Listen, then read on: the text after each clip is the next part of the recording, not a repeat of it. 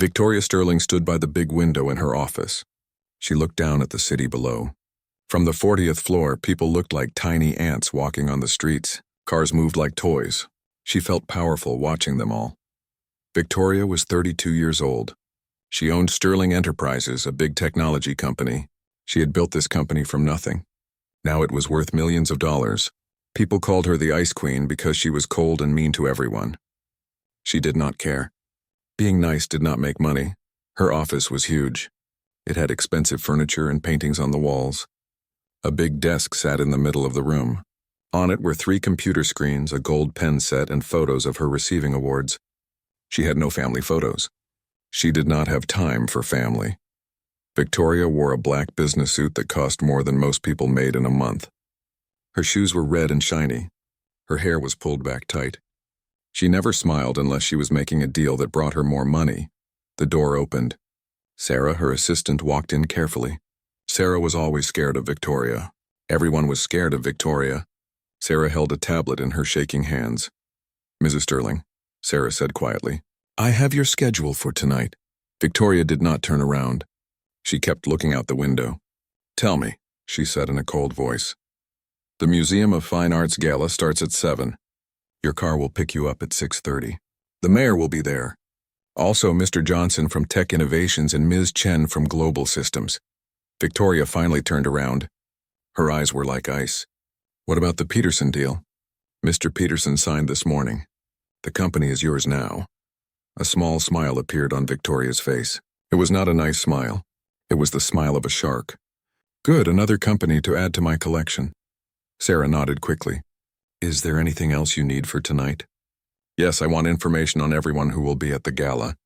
I want to know how much money they have. I want to know their weaknesses." "Knowledge is power, Sarah. Never forget that." "Yes, Miss Sterling. I'll have the files ready in an hour." After Sarah left, Victoria sat in her big leather chair. She thought about the gala. She hated these events. Rich people standing around talking about nothing important. But she went because business happened at these parties. Deals were made over champagne and small talk. Victoria had not always been rich. She grew up in a small apartment with her mother. Her father left when she was 5. Her mother worked 2 jobs to pay the bills. Victoria remembered eating soup for dinner many nights. She remembered wearing old clothes to school while other kids had new things. But Victoria was smart. Very smart. She got good grades and won a scholarship to study music at a famous school called Juilliard. She learned to play piano like a master. Music was the only thing that made her feel alive back then. At Juilliard, she met rich kids for the first time. They had everything handed to them. They never worried about money for food or rent. Victoria felt angry and jealous. She decided she would become richer than all of them. After school, Victoria did not become a musician. Instead, she started her own business. She was ruthless. She worked 18 hours a day. She stepped on anyone who got in her way. She bought small companies and made them bigger. She fired people who were not useful. She made enemies, but she also made millions.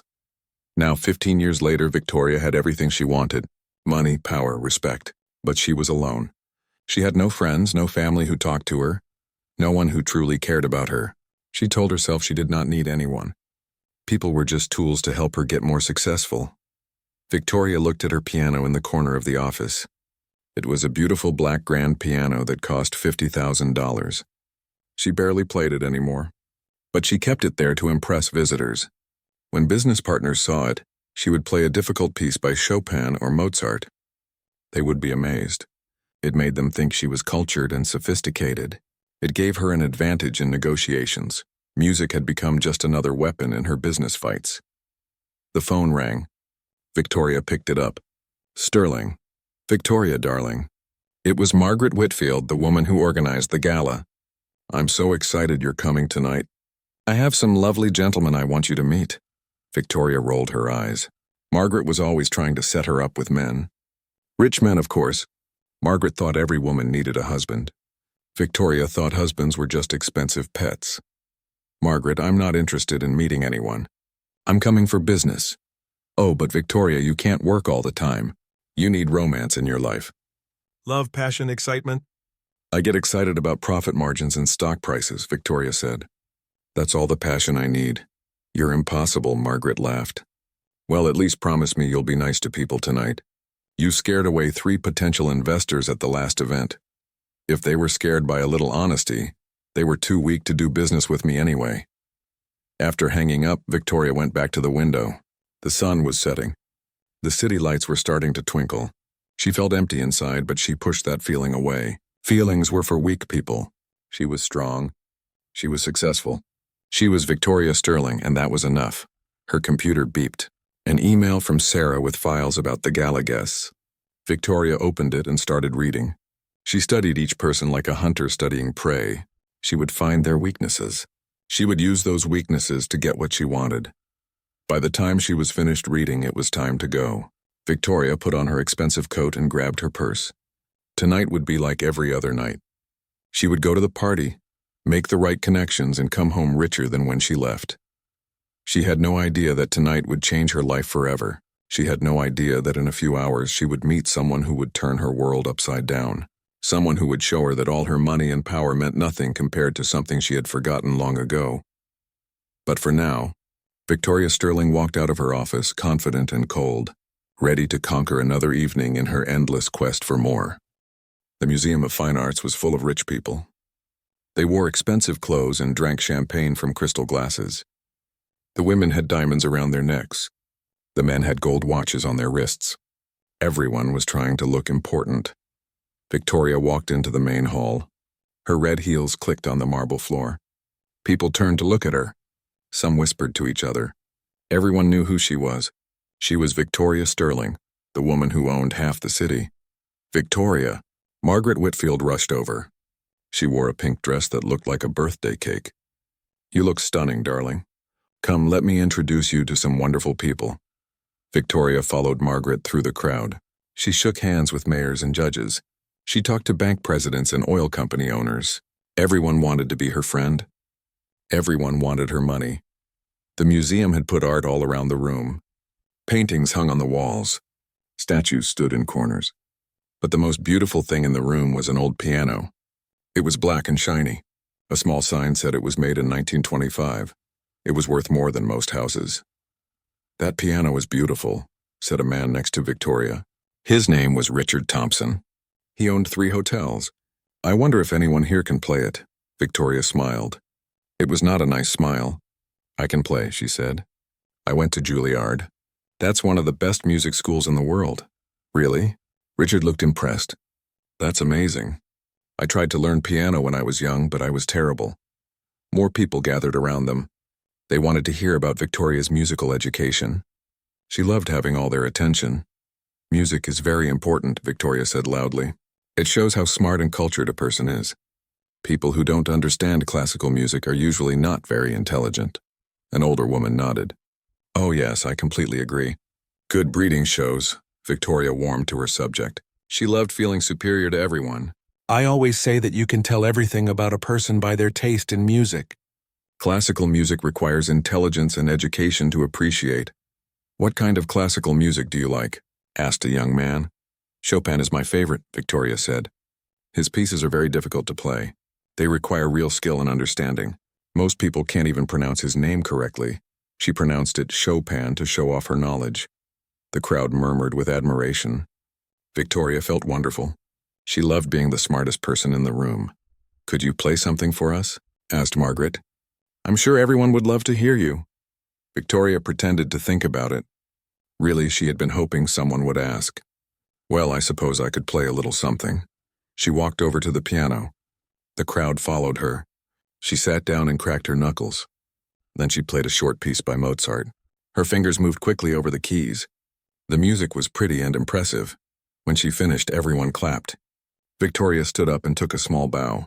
She felt like a queen receiving praise from her subjects. That was wonderful, said Richard. You're so talented. Thank you, Victoria said. Of course, that was just a simple piece. The really difficult music separates the amateurs from the professionals. Like what? Someone asked. Victoria's eyes lit up. This was her chance to really show off. Well, Chopin's Ballad No. 1 is one of the most difficult pieces ever written. Very few people can play it properly. It takes years of study and natural talent. Could you play it? Asked a woman in a blue dress. Of course, Victoria said proudly. But I'm not here to give a concert. I'm here for charity. The crowd laughed politely. Victoria was enjoying herself. She looked around the room at all the rich men. Most of them were boring. They talked about golf and boats. None of them were interesting enough for someone like her. Suddenly an idea came to her. A wicked, playful idea that would make the evening much more fun. "You know what?" Victoria said, speaking loud enough for everyone to hear. "I just had a wonderful thought." The crowd grew quiet. They waited to hear what she would say.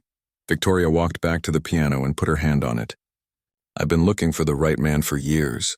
Someone who shares my love of culture and fine things. Someone who appreciates the finer things in life." People started to look interested. This sounded like gossip, and rich people loved gossip. "So here's what I'm going to do," Victoria continued. "I'm going to make a challenge. If any man in this room can play Chopin's Ballad No. 1 properly, I'll marry him." The room went completely silent. Then people started talking all at once. "Did she just say marry?" whispered one woman. "Is she serious?"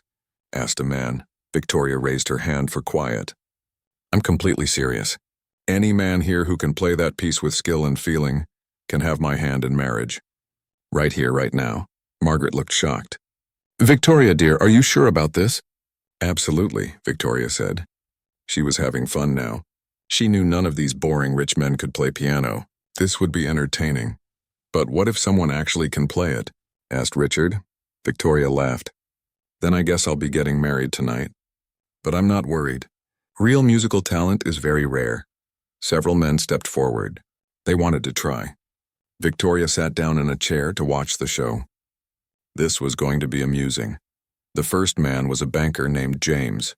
He sat at the piano and put his fingers on the keys. He tried to play, but it sounded terrible. His fingers hit wrong notes. The timing was all wrong. After 30 seconds, he gave up. "Sorry," he said, looking embarrassed. "I guess I'm not good enough." The crowd clapped politely. Victoria smiled sweetly. "Don't worry, James, not everyone can be musical." The next man was Robert, who owned a car company. He did a little better than James, but not much. He knew some of the notes, but he played very slowly and made many mistakes. It did not sound like beautiful music. It sounded like a child learning piano. Victoria clapped her hands. "Very nice try, Robert. Perhaps you should take some lessons." One by one, 5 more men tried to play. None of them were good. Some could barely play simple songs, let alone a difficult piece by Chopin. Victoria laughed and made jokes about each performance. The crowd laughed with her. "Well," Victoria said after the last man failed, "I guess I'm staying single tonight." "What a surprise," everyone laughed. They thought this was the best entertainment they had seen in months. Victoria felt wonderful. She had proven once again that she was superior to everyone around her. These rich men might have money, but they did not have her talent and education. They were not worthy of someone like her. "Maybe you made the challenge too difficult," suggested Margaret. "Not at all," Victoria replied. "The right man for me should be able to meet my standards. I won't settle for less than perfection." She looked around the room with satisfaction. Tonight had been a complete success. She had shown everyone how special and talented she was. She had humiliated several men and proven her superiority. Victoria had no idea that someone had been listening to every word she said. Someone who could play Chopin better than she ever could. Someone who would soon turn her perfect evening into the most shocking night of her life. But for now, she stood there feeling proud and superior, completely unaware that her world was about to change forever. Marcus Rodriguez pushed his cleaning cart down the empty hallway. The wheels made a soft squeaking sound on the marble floor. It was almost 10 o'clock at night. The museum was quiet now. Most of the workers had gone home hours ago. Marcus was 45 years old. He had worked as a night janitor at the Museum of Fine Arts for 3 years. He started work at 9 every evening and finished at 6 in the morning. He cleaned every room, every bathroom, every corner of the big building. He wore a gray uniform with his name on a patch. His hands were rough from years of hard work. His face had lines that showed he had lived through difficult times. His hair was starting to turn gray at the sides, but his eyes were still bright and intelligent. Marcus liked working at night.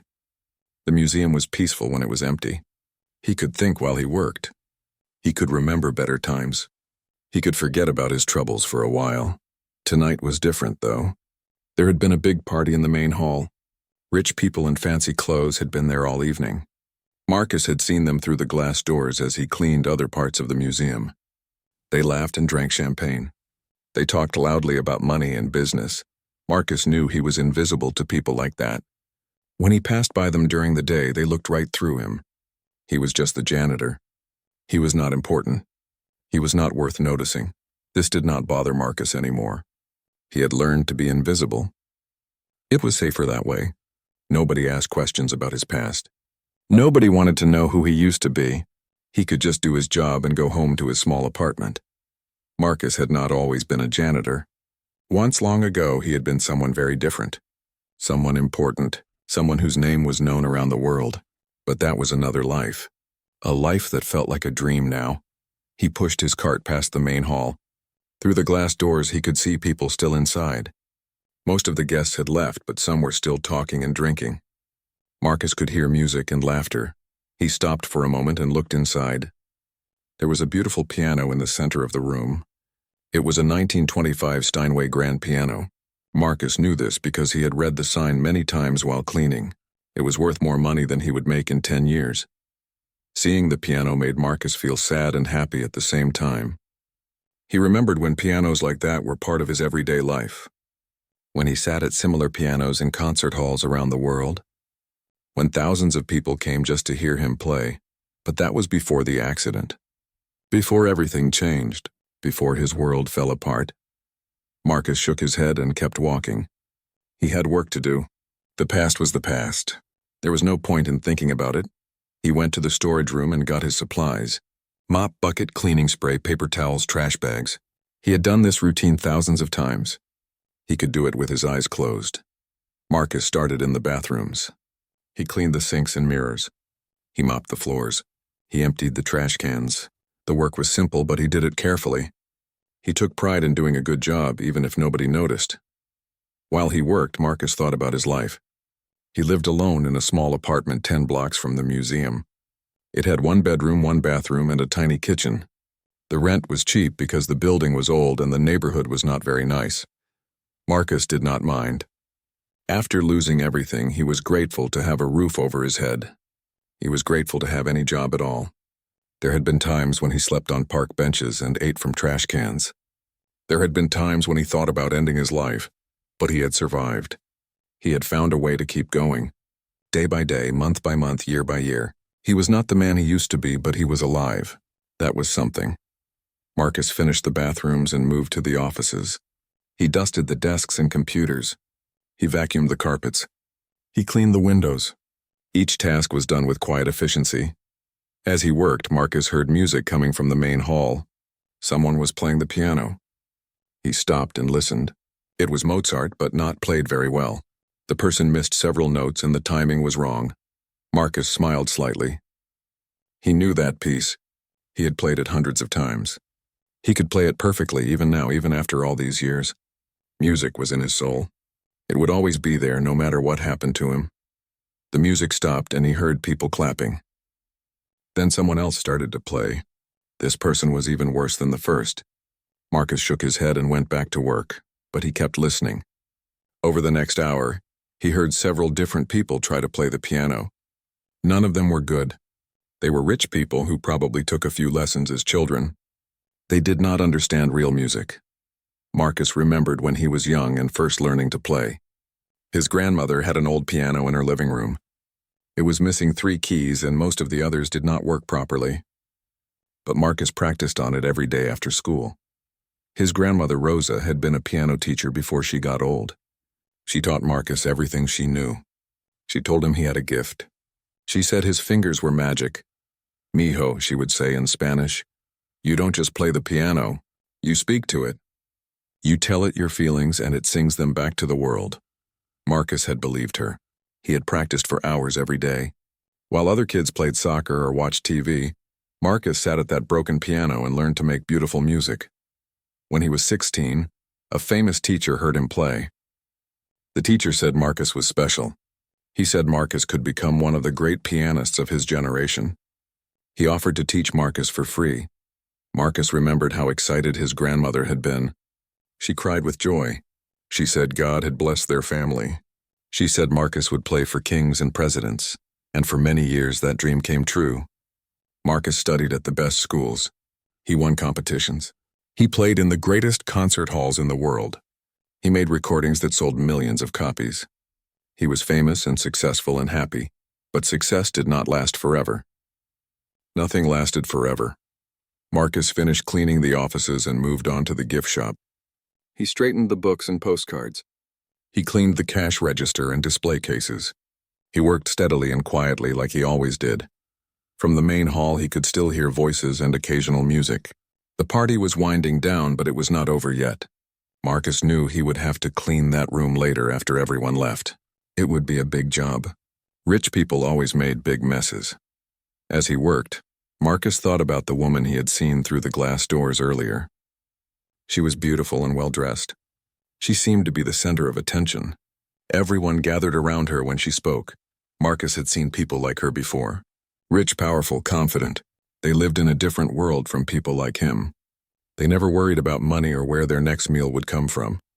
They never had to scrub floors or empty trash cans to survive. Once Marcus had lived in that world too. He had worn expensive suits and stayed in luxury hotels. He had eaten in the finest restaurants and traveled first class around the globe. He had been respected and admired, but that world had rejected him when he could no longer perform at the highest level. When his career ended, his friends disappeared. When his money ran out, his wife left him. When he needed help, no one was there. Marcus had learned that success was temporary, but character was permanent. He had learned that how you treated people when you had nothing said more about you than how you acted when you had everything. He finished the gift shop and pushed his cart toward the main hall. The voices were getting quieter. Soon everyone would leave. Then Marcus could clean up after their party and go home to his small apartment. He had no idea that in just a few hours, his quiet, invisible life would change forever. He had no idea that the beautiful woman from the party would soon learn who he really was. He had no idea that the piano in the main hall would become the bridge between his past and his future. For now, Marcus Rodriguez was just a janitor pushing a cart through empty hallways, invisible to the world, carrying secrets that no one would ever suspect. By midnight, most of the guests had gone home. The main hall was almost empty. Only a few people remained, talking quietly in small groups. Empty champagne glasses sat on tables. Napkins and small plates were scattered around the room. Victoria Sterling was still there. She had sent her driver home. She was enjoying the evening too much to leave. The piano challenge had been such fun. She felt proud of herself for thinking of it. Everyone would talk about this night for months. She sat in a chair near the piano holding a glass of champagne. Her red shoes were hurting her feet, but she did not want to take them off. A lady never showed weakness even when her feet were in pain. Margaret Whitfield was cleaning up, getting ready to leave. "Victoria, dear, do you need a ride home?" "My driver can take you." "No, thank you," Victoria said. "I called another car. It will be here soon." "That was quite a show tonight," Margaret laughed. "I can't believe you challenged all those men to play piano." Poor James looked so embarrassed. Victoria smiled. "He should be embarrassed. If you're going to try something, you should be good at it. Half-hearted efforts are pathetic." "You're terrible," Margaret said, but she was still smiling. "I'll see you next week at the charity dinner." After Margaret left, Victoria was almost alone. Only the security guard and a few museum workers remained.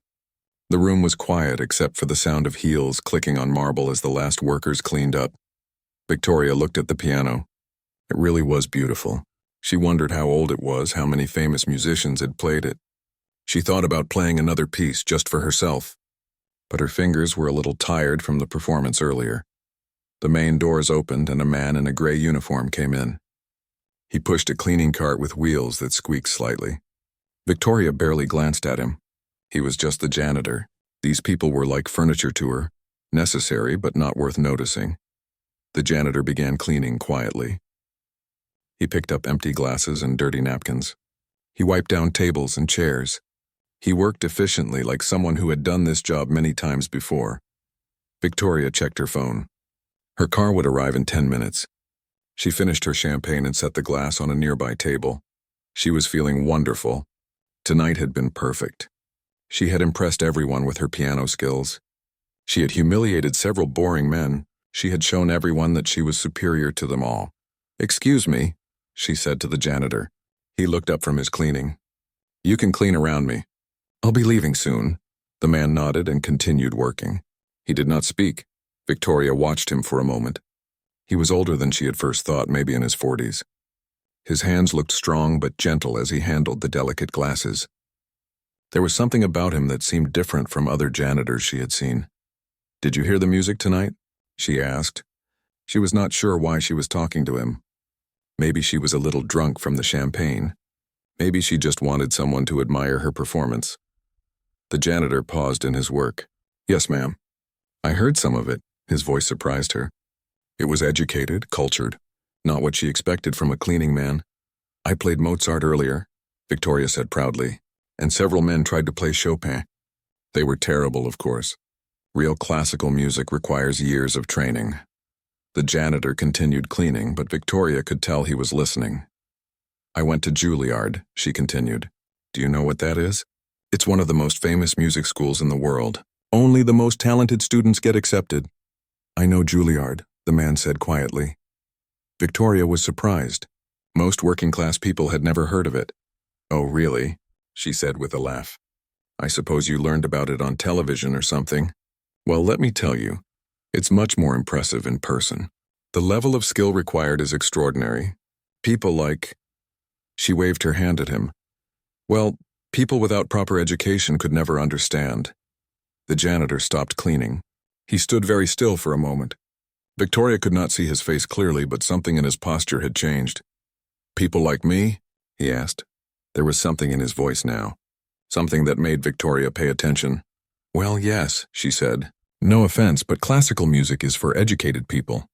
People who have had the advantage of proper training and cultural exposure. It's not something you can just pick up." The janitor turned to face her. For the first time, Victoria really looked at him. His eyes were dark and intelligent. There was pain in them, but also something else, something that looked like anger. "You think I don't understand classical music?" he asked. Victoria laughed. "I'm sure you enjoy popular music. Maybe some simple songs on the radio. But real classical music, the complex pieces by masters like Chopin and Liszt, that requires education and refinement. Like Chopin's Ballade No. 1? The janitor asked. Victoria was surprised he knew the name of the piece. "Yes, exactly like that. It's one of the most difficult pieces ever written. Very few people can play it properly. It takes years of study and natural talent." The janitor was quiet for a long moment. He looked at the piano, then back at Victoria. "You made quite a show of it tonight," he said, challenging all those men to play. "Making fun of them when they failed?" Victoria frowned. There was something in his tone she did not like. They deserved to be laughed at. "If you can't do something well, you shouldn't try to do it at all." "Is that so?" the janitor asked. "Absolutely.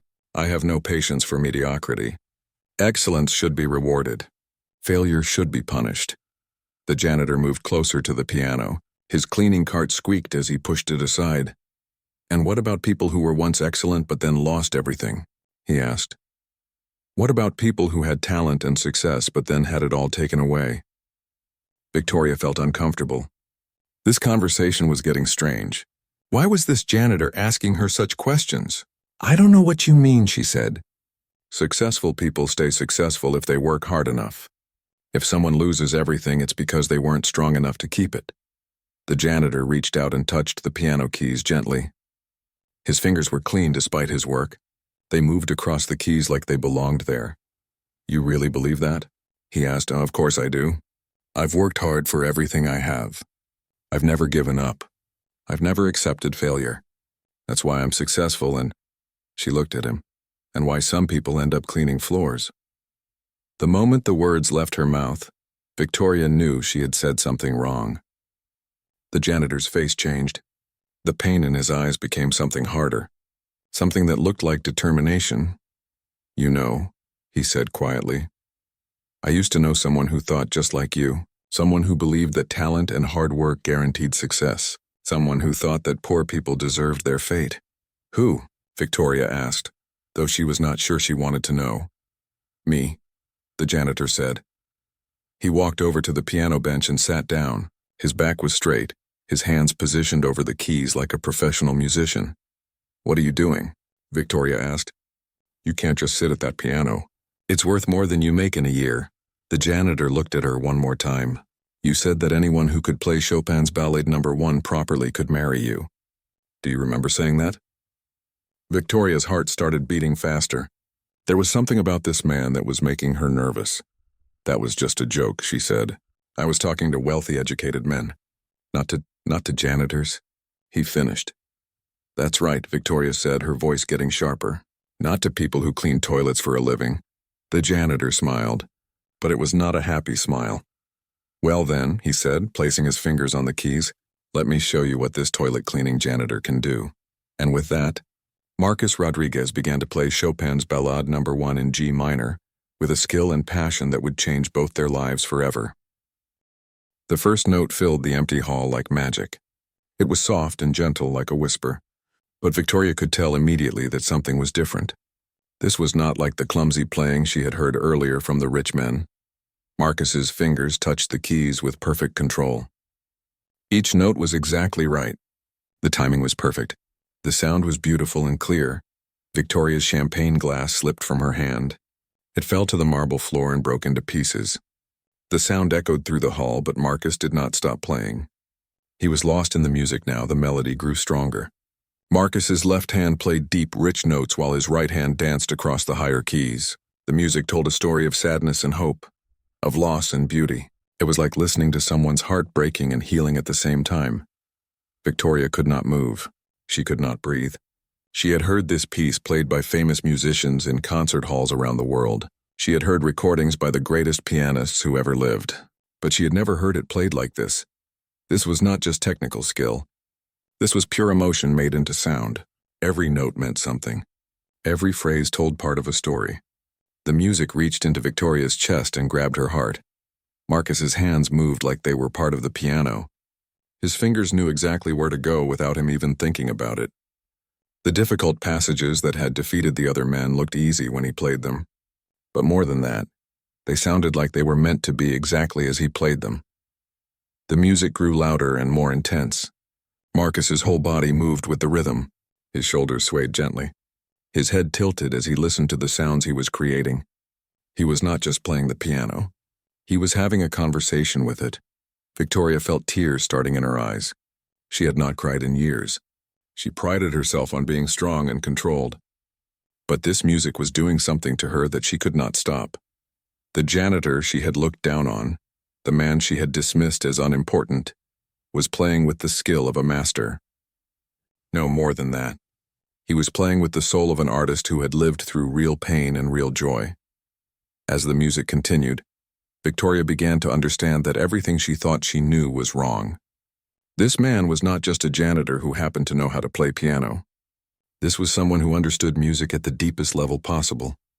The piece moved through different sections. Sometimes it was gentle and sad. Sometimes it was angry and powerful. Sometimes it was so beautiful that Victoria felt like her heart might break. Marcus played each part perfectly, bringing out emotions that Victoria did not even know existed in the music. She thought about all the times she had played this same piece. She had always focused on getting the notes right, on showing off her technical skill.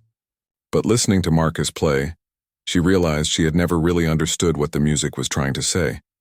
Chopin had written this piece about his own life, his own struggles and dreams. Marcus was not just playing the notes. He was telling Chopin's story, and somehow his own story too. The music built to a climax that made Victoria's whole body shake. Marcus's hands flew across the keys with impossible speed and accuracy. The sound filled every corner of the huge hall. It seemed to make the very walls vibrate with emotion. Then suddenly the music became quiet again. Marcus played the final section with such tenderness that Victoria felt like he was singing a lullaby. Each note was placed perfectly like a jewel in a beautiful necklace. The last note hung in the air for a long moment. Then there was complete silence. Marcus sat at the piano with his hands still on the keys. His head was down, his eyes closed. He looked exhausted, like he had just run a marathon. But there was also peace in his face, like he had found something he had lost long ago. Victoria stood frozen. She could not speak. She could not think. All she could do was stare at this man who had just turned her world upside down. Slowly, Marcus lifted his hands from the keys. He turned to look at Victoria. His eyes were wet with tears, but he was smiling slightly. How? Victoria whispered. It was the only word she could manage. Marcus stood up from the piano bench. He looked at her for a long moment before answering. That's what 15 years of professional training sounds like, he said quietly. That's what it sounds like when someone has played in Carnegie Hall in the Vienna Opera House. That's what it sounds like when music is not just something you learned in school, but something that lives in your soul.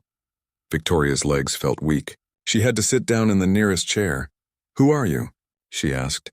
Marcus walked over to his cleaning cart. He picked up a piece of broken glass from Victoria's champagne flute and threw it away.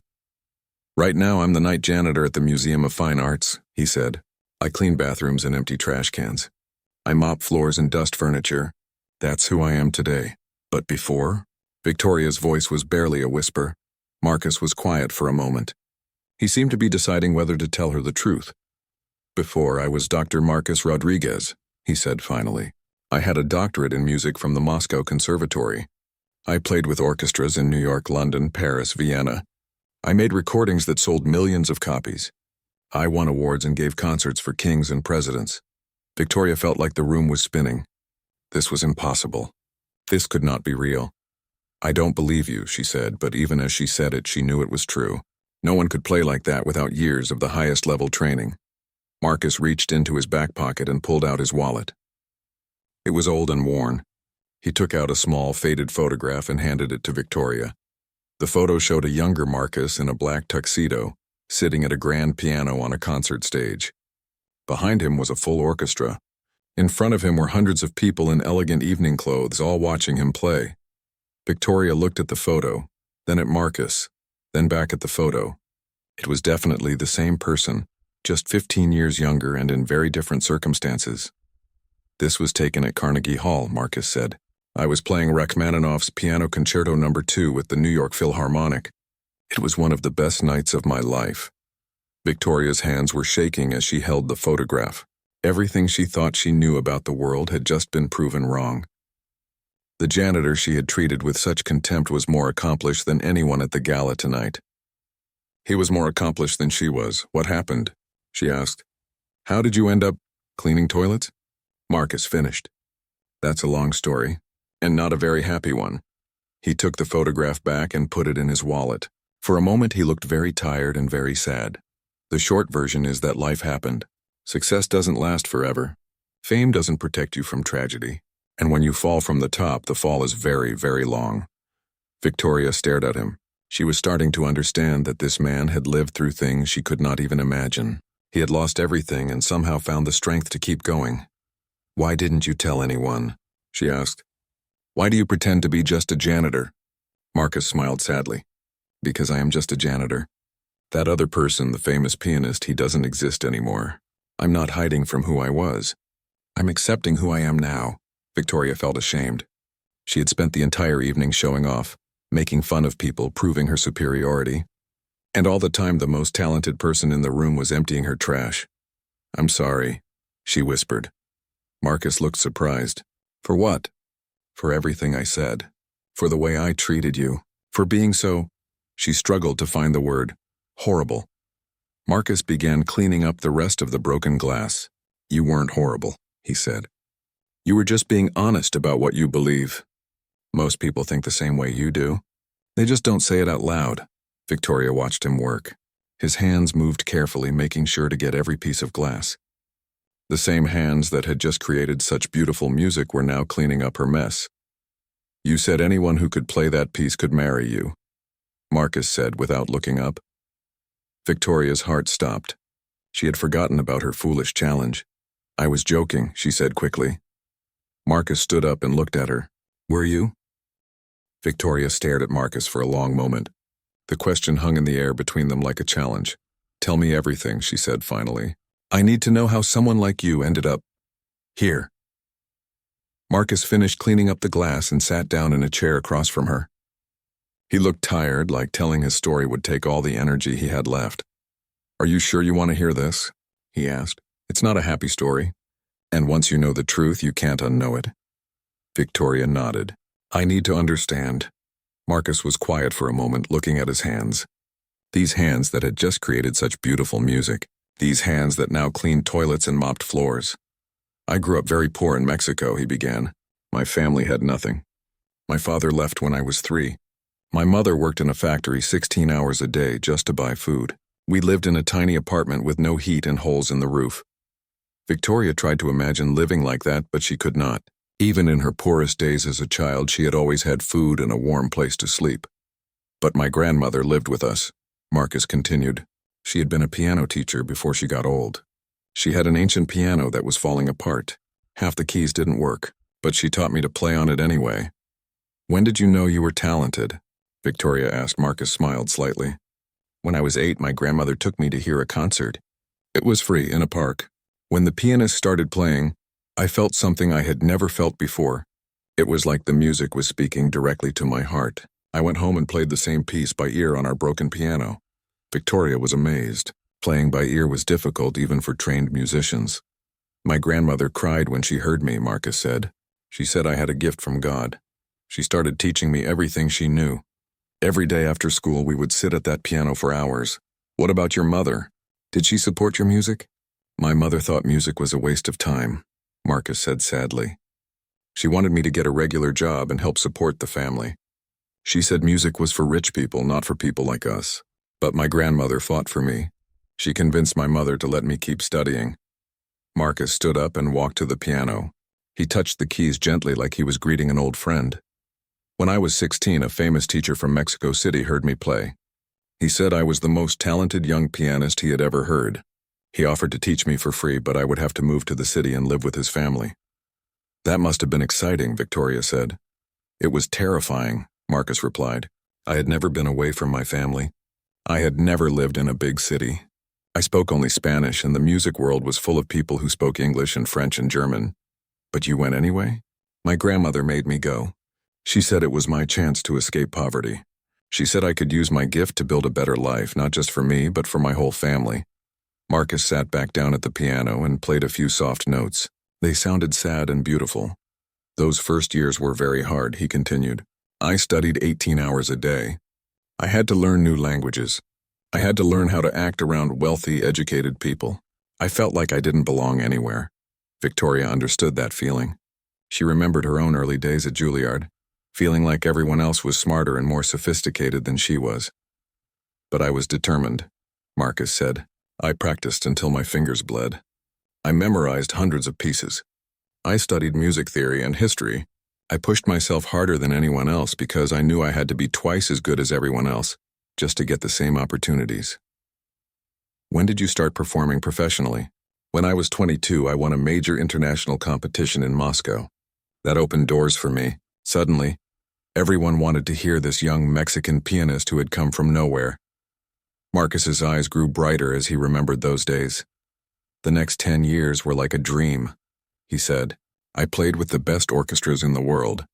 I recorded albums. I traveled to countries I had only read about in books. I made more money than my family had ever imagined possible. You must have felt like you had conquered the world, Victoria said. I did, Marcus admitted. I bought a beautiful house in New York. I sent money to my family every month. My mother was so proud. She would tell everyone in the neighborhood that her son played for famous people. Victoria could hear the happiness in his voice, but she could also hear the sadness underneath. She knew this story was about to take a dark turn. I got married when I was 30, Marcus continued. Her name was Elena. She was a violinist, also from a poor family. We understood each other. We were both grateful for our success, and we both worked hard to keep it. What was your life like then? Perfect, Marcus said simply. We had everything we had ever dreamed of. A beautiful home, successful careers, respect from our peers. We were planning to start a family. We thought nothing could go wrong. Marcus stopped talking. He stared at the piano keys for a long time without saying anything. What happened? Victoria asked gently. December 15th, 2012, Marcus said. I remember the date exactly. Elena and I were driving home from a concert in Boston. It was snowing heavily. The roads were icy. Victoria felt her stomach tighten. She could guess what was coming next. A drunk driver ran a red light and hit us, Marcus said quietly. Elena was killed instantly. I woke up in the hospital 3 days later. The doctors told me my left hand had been crushed. They said I might never play piano again. Victoria felt tears starting in her eyes. I'm so sorry. The physical therapy took 2 years, Marcus continued. I fought so hard to get my hand working again. I did exercises for hours every day. I was determined to get back to performing. Did it work? Marcus held up his left hand and wiggled his fingers. Mostly I can play almost as well as I used to. But not quite. And in classical music, almost is not good enough. Victoria understood. At the highest level of performance, even tiny imperfections could end a career. I tried to come back, Marcus said. I gave a few concerts, but the critics noticed the difference. They said I'd lost my magic. They said I was not the same pianist I used to be. That must have been devastating. It was worse than losing Elena, Marcus said. At least when she died, I still had music to comfort me. But when I lost my ability to play at the highest level, I lost everything that made me who I was. Marcus stood up and walked to the window. The city lights twinkled below them. The concert bookings dried up. The recording contracts were canceled. The music world moved on without me. I had savings, but they ran out quickly. I had to sell my house, my car, everything. What about your friends? Other musicians? Marcus laughed bitterly. When you're successful, everyone wants to be your friend. When you fail, they disappear very quickly. I learned that most of my relationships were based on what I could do for other people, not on who I was as a person. Victoria thought about her own life. How many of her relationships were real, and how many were just business connections? I started drinking, Marcus admitted. At first, just to numb the pain. Then because I couldn't stop, I lost weight. I stopped taking care of myself. I stopped caring about anything. How did you survive? Barely, Marcus said. I slept in shelters. I ate at soup kitchens. I did odd jobs for cash. For 3 years I lived like that. I thought about ending my life many times. Victoria could not imagine this elegant, talented man living on the streets. What changed? Marcus smiled for the first time since he started his story. I met Father Miguel at a homeless shelter. He was a priest who ran programs for people like me. He didn't care about my past or my failures. He just saw someone who needed help. What did he do? He got me into a program to stop drinking. He helped me find this job. He taught me that my worth as a person was not based on my career or my success. He showed me that there was dignity in honest work no matter what kind of work it was. Marcus walked back to where Victoria was sitting. That was 3 years ago, he said. I've been sober ever since. I work hard, I pay my bills, I help other people when I can. I'm not famous anymore, but I'm alive. And sometimes that's enough. Victoria looked at this man with new eyes. He had lost everything and built himself back up from nothing. He had faced the worst that life could offer and found a way to keep going. Do you ever regret it? She asked. Do you wish you had never become a musician? Marcus thought about this question for a long time. No, he said finally. Music gave me 15 years of incredible joy. It let me touch people's hearts in ways I never could have otherwise. Even if I can't perform professionally anymore, I still have music inside me. No one can take that away. Victoria felt ashamed of how she had treated him. This man had more courage and dignity than anyone she had ever met. And now? She asked. What do you want for your future? Marcus looked at the piano one more time. I want to keep living one day at a time, he said. I want to stay sober. I want to find small ways to make the world a little better, and maybe someday I want to teach music to children who can't afford lessons, children like I used to be. Victoria realized that she was sitting in the presence of a truly great person, not great because of fame or money, but great because of character and resilience. You're remarkable, she said quietly. Marcus shook his head. I'm just a man who learned that falling down is not the end of the story. Getting back up is what matters. Victoria sat in silence for a long time after Marcus finished his story. The empty hall felt different now. The expensive decorations and fancy artwork seemed less important. The whole world seemed less important. She looked at Marcus, who was quietly organizing his cleaning supplies. He moved with the same careful attention he had shown while playing piano. Every action was deliberate and respectful. I don't know what to say, Victoria finally whispered. Marcus glanced up at her. You don't have to say anything. I should get back to work. This room needs to be cleaned before morning. But Victoria could not let him just go back to work like nothing had happened. Everything had changed. She had changed. Wait, she said, standing up quickly. Please don't start cleaning yet. I need to think. Marcus stopped what he was doing and looked at her with patient eyes. Victoria began pacing around the room. Her high heels clicked loudly on the marble floor. Her mind was racing with thoughts and emotions she had never experienced before. "I've been such a fool," she said, more to herself than to Marcus. "I thought I understood what success meant. I thought I understood what made people valuable." "You're successful," Marcus said gently. "You've built a company, created jobs, achieved your goals. That's important." "No," Victoria said sharply, then softened her voice. "I mean, yes, I've achieved things, but I've been so blind, so cruel, so wrong about everything that really matters." She stopped pacing and faced him directly. "Do you know what I did tonight? I humiliated people for my own amusement. I made fun of them because they couldn't play piano as well as I could. I acted like I was better than everyone else." "You were just having fun," Marcus said. "No, I was being mean. I was showing off. I was proving to myself that I was superior to other people." Victoria's voice was getting stronger as she spoke, and the whole time, the most talented person in the room was invisible to me because of his job. Marcus started to say something, but Victoria continued. "I looked at you and saw only a janitor. I didn't see a human being with feelings and experiences and incredible abilities. I treated you like you were nothing."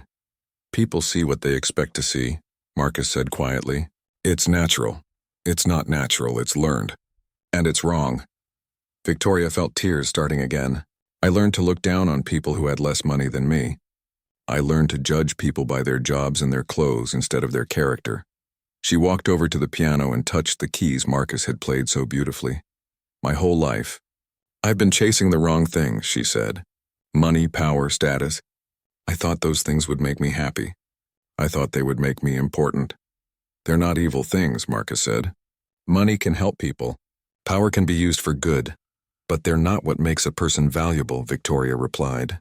"You've shown me that. You lost everything the world says is important, but you're the most remarkable person I've ever met." Marcus looked uncomfortable with the praise. "I'm just trying to live a decent life." "That's exactly what I mean," Victoria said. "You're just trying to live a decent life. But look what that means.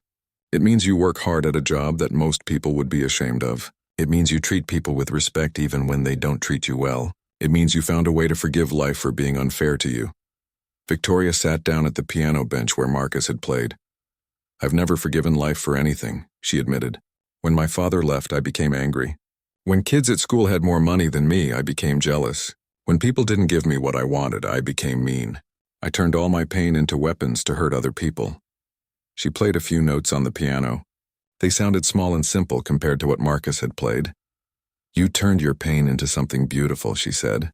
"Even tonight, when I was cruel to you, you responded with grace. You showed me something amazing instead of just telling me I was wrong." Marcus walked over and sat in a chair near the piano. "We all deal with pain in different ways," he said. "Your way helped you survive and succeed. My way almost killed me. But you found your way back," Victoria said. "You found meaning and purpose and peace. I'm successful, but I'm not at peace. I'm not even happy." She turned to face him fully. "I want to ask you something, and I want you to think carefully before you answer." Marcus nodded. "You reminded me earlier that I made a promise tonight. I said that any man who could play Chopin's Ballad No. 1 properly could marry me." Marcus looked surprised. "That was just a joke you made to embarrass those men." "Was it?" Victoria asked. "Or was it the smartest thing I've ever said without realizing it?" She stood up and walked closer to him. "Think about it," she said.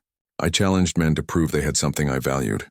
Musical talent, cultural knowledge, the ability to appreciate beautiful things. But I never thought about character. I never thought about kindness or courage or the ability to survive hardship." Marcus was listening carefully but looked confused about where this was going. "You proved you have all of those things," Victoria continued. "You have the musical talent I was looking for, but you also have qualities that are much more important. You have strength and dignity and wisdom." "Victoria," Marcus said gently, "I think you're feeling emotional because of the music and the story, but you don't really know me. We just met a few hours ago, did we?" Victoria asked. "Or have I been walking past you for months without seeing you?" "How long have you worked here?" 3 years. I've been coming to events here for 5 years. I've probably seen you dozens of times. I just never paid attention." Victoria sat down in the chair next to him. "I know this sounds crazy," she said, I know it seems impossible, but I feel like I've learned more about life in the last 2 hours than I learned in the previous 32 years. She looked directly into his eyes. You played that piece better than I've ever heard it played. You fulfilled the challenge I made. According to my own words, that means I should marry you. Marcus stared at her in shock. You can't be serious. I'm completely serious, Victoria said. Not because of some silly challenge I made, but because you're the kind of man I've been looking for my whole life without knowing it. I'm a janitor, Marcus said. You're a millionaire businesswoman. We live in different worlds. No, Victoria said firmly. We live in the same world. I just haven't been paying attention to most of it. She reached out and took his hands. They were rough from work but gentle in touch. I don't expect you to say yes, she said. I know how this must sound. A rich woman making a crazy proposal to a man she just met. But I want you to know that I'm serious. Marcus looked down at their joined hands. Why? He asked quietly. Because you've shown me what real strength looks like, Victoria said. Because you've survived things that would have destroyed me. Because you found a way to be kind and graceful even after life treated you terribly. She squeezed his hands gently. Because when you played that piano, you weren't trying to impress anyone or prove how talented you were. You were just sharing something beautiful with the world. That's the kind of person I want to spend my life with. Marcus was quiet for a long time. Victoria could see him thinking, wrestling with emotions and possibilities. You don't know what you're asking, he said finally. I have nothing to offer you. No money, no status, no security. I live in a tiny apartment and work nights cleaning buildings. And I have more money than I could spend in 3 lifetimes, but I don't have what you have, Victoria replied. I don't have peace. I don't have real relationships. I don't have the ability to find joy in simple things. She stood up and walked to the window, looking out at the city lights. I could teach you about business, she said. You could teach me about living. I could share my wealth with you. You could share your wisdom with me. She turned back to face him. I know it sounds impossible. I know we barely know each other. But sometimes the most important decisions feel impossible until you make them. Marcus stood up slowly. He walked over to the piano and played a few soft, thoughtful notes. If I said yes, he said carefully. What would that mean?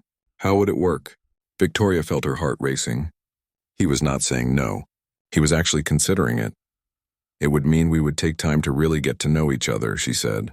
It would mean I would stop being the person I've been and try to become someone better.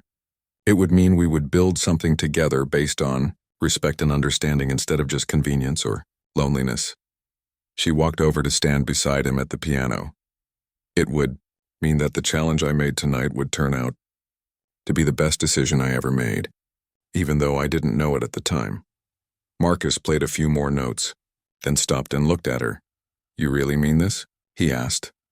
I really mean this, Victoria said. Marcus was quiet for another long moment. Then slowly he smiled.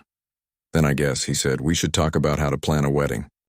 6 months later, Victoria stood in front of the mirror in a small room at the Museum of Fine Arts. She was wearing a simple white dress, not the expensive designer gown she had once imagined for her wedding day. Her hair was styled simply. She wore her grandmother's pearl necklace, the only piece of jewelry that really mattered to her now. Sarah, her former assistant who had become a real friend, was helping her get ready. Are you nervous? Sarah asked, adjusting Victoria's veil. Victoria smiled. No. For the first time in my life, I'm completely sure about something. The past 6 months had been the most difficult and most wonderful time of Victoria's life. Everything had changed, starting with that night at the museum. The next morning after meeting Marcus, Victoria had called an emergency meeting with her company's board of directors. She told them she was stepping back from daily operations to focus on a new project. They thought she had lost her mind. You want to start a foundation? Her lawyer had asked. For what? For artists who have fallen on hard times, Victoria had explained. Musicians, painters, writers, actors who have lost their ability to work or who never got the opportunities they deserved. The board members looked at each other with worried expressions. Victoria, one of them said carefully, this is very sudden. Are you sure you've thought this through? But Victoria had been more sure about this than anything she had ever done in business. Within a month, she had established the Second Chance Arts Foundation. The foundation provided money for medical care, housing assistance, and retraining programs for artists in need. Marcus had been her first consultant. He helped her understand what artists really needed when their careers ended or never got started. He helped her design programs that treated people with dignity instead of charity. The hardest part isn't the money, Marcus had explained to her. It's feeling like you still have value when the world tells you you're worthless. Victoria had learned so much from him. She learned that success was not about being better than other people. It was about using whatever gifts you had to help others. The Foundation's first project was a music school in Marcus's old neighborhood. They offered free lessons to children whose families could not afford them. Marcus taught piano 3 evenings a week. Victoria had never seen him happier than when he was working with those kids, you see, he told her one evening as they watched a 7-year-old girl play her first simple song. This is what music is really for. Not to show off or prove how smart you are, to bring joy to people. Victoria had started taking piano lessons again too, but not to impress anyone. She wanted to understand music the way Marcus did, as a way to express feelings instead of just as a way to show off technical skill. Her old friends had not understood the changes in her life. Most of them stopped calling when she started spending her time working with homeless artists instead of attending fancy parties. "You've changed so much," Margaret Whitfield had said when they met for lunch. "You used to be so focused and ambitious.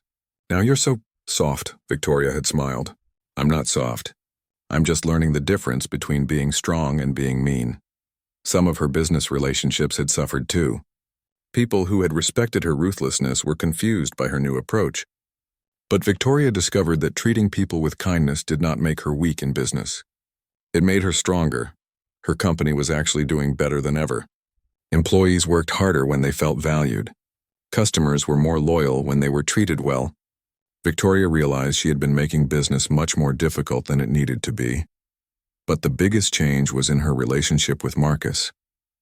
They had taken things slowly, getting to know each other properly. Victoria had been amazed to discover how much there was to learn about one person.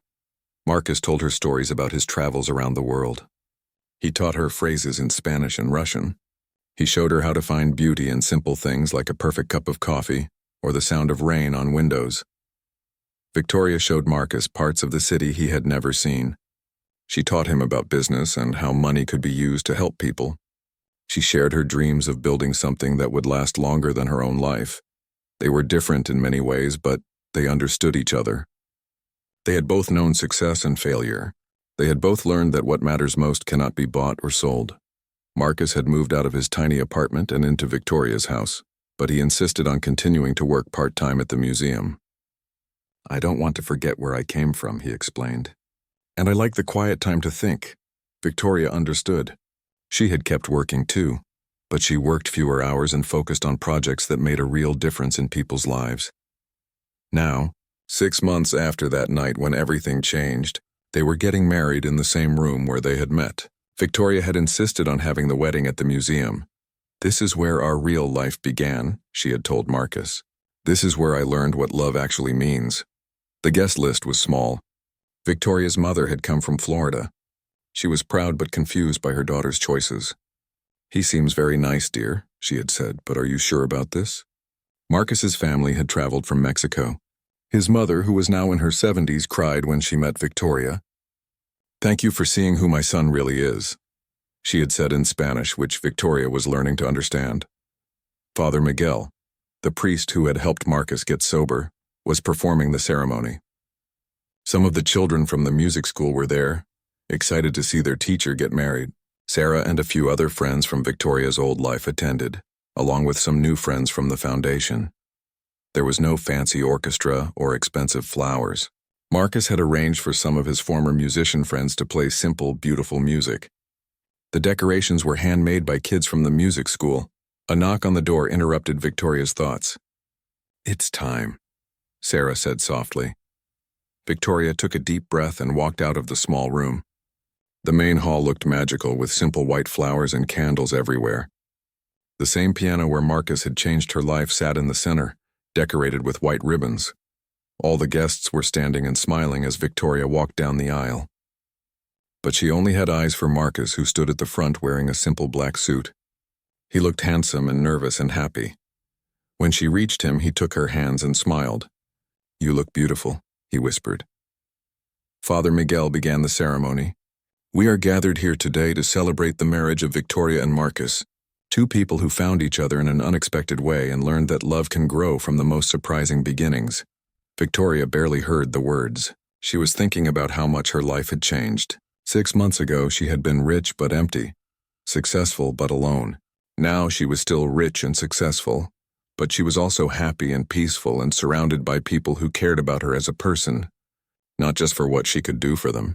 Do you, Victoria, take Marcus to be your husband, to love and respect him, to support his dreams and share his burdens, for as long as you both shall live? I do, Victoria said, and she meant it more than she had ever meant anything. Do you, Marcus, take Victoria to be your wife, to love and respect her, to support her dreams and share her burdens, for as long as you both shall live? I do, Marcus said, his voice strong and clear. They exchanged rings that they had chosen together, simple gold bands that would remind them every day that the most precious things in life were often the simplest. You may kiss your wife, Father Miguel said to Marcus. Marcus kissed Victoria gently, and everyone clapped and cheered. The children from the music school threw flower petals that they had picked themselves. As the guests celebrated around them, Marcus and Victoria walked hand in hand to the piano. Marcus sat down and began to play, not Chopin this time, but a simple, joyful song that made everyone smile. Victoria sat beside him on the bench and played the simple melody she had been learning. Their music together was not perfect, but it was beautiful because it came from their hearts. Later that evening, after all the guests had gone home, Victoria and Marcus sat alone in the museum hall. Victoria had changed into comfortable clothes, but she still wore her wedding dress. Do you ever regret it? Marcus asked, playing soft notes on the piano. Giving up your old life for this? Victoria thought about the question. She thought about her old life of expensive parties and business deals and constant competition. She thought about her new life of meaningful work and real relationships and quiet happiness. I didn't give up my old life, she said finally. I traded it for something much better. Marcus smiled and played a few bars of Chopin's Ballet No. 1, the piece that had brought them together. Thank you, Victoria said. For what? For being brave enough to sit down at that piano that night. For showing me that real talent is about much more than technical skill. For teaching me that success without kindness is not success at all. Marcus stopped playing and took her hand. Thank you for being brave enough to see past my uniform to who I really was. For showing me that it's never too late to start over. For proving that love can happen in the most unexpected ways. They sat together in the quiet museum, surrounded by beautiful art and the echo of beautiful music.